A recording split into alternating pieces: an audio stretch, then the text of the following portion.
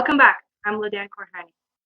So now we spoke about motion to change the final order. You have been served. Now you need to do a response. First and foremost, very important that when you've been served, you have 30 days to respond. Okay? And what forms do you need? You need the form 15B is the response to a motion to change the final order. And quite frankly, I mean, it's very self-explanatory, the form. It's asking you questions like, do you agree with the claims? Do you disagree with the claims? If so, what? Which areas? Which ones do you disagree with?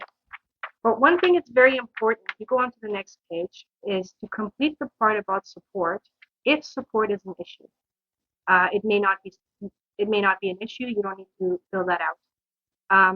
But you also need to fill out what is it that you are looking to dismiss, and what is it that you want specifically change yourself. You yourself might want to change something to the final order. So you go through that. I explained paragraph 11 on how to do that with the final order, the current term, the requested change. So you can go back and listen to that one for more specific details on it. But part C is why the responding party wants the change.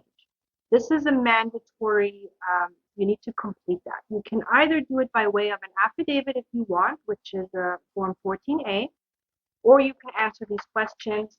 If you don't have space, that's okay.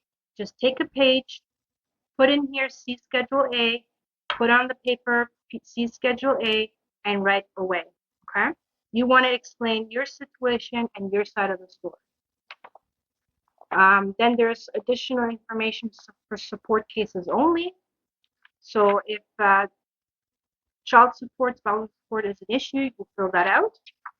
And now this is a form that needs to be commissioned, meaning that you need to swear to this. Don't sign it. It needs to be signed before a commissioner of oath. You can go to the courthouse and the court clerk will commission this for you for free, or you need to hire a lawyer or a paralegal to do this.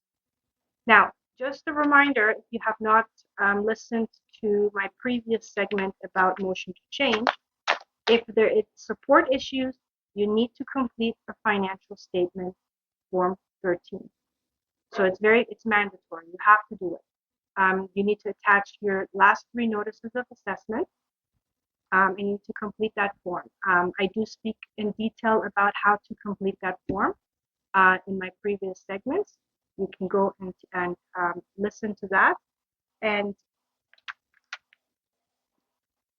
if there are issues to do with parenting time or decision making, please don't forget you need to do a form 35.1 affidavit.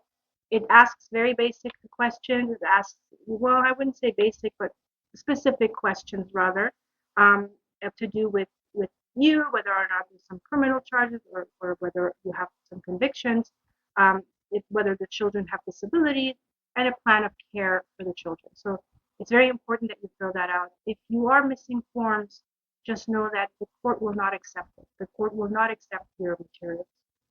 The financial statement, Form 13, a lot of people don't have their notice of assessment. Advice is try to get this done ASAP, because without that, you can't do your filing. Once you've completed it, you serve it. You could serve it, you can mail it, you could drop it off.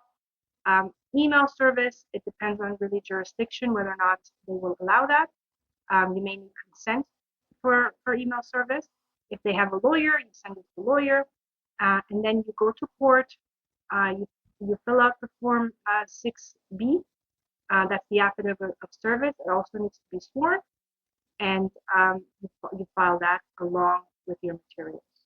Okay, you file everything along with the materials, but you need to make sure that before you service these documents, that they have been commissioned. And that's it. And you should already know your first appearance date, first appearance hearing that you were served with. Mandatory for you to attend. You cannot miss that court hearing. And that's it for today. Until next time.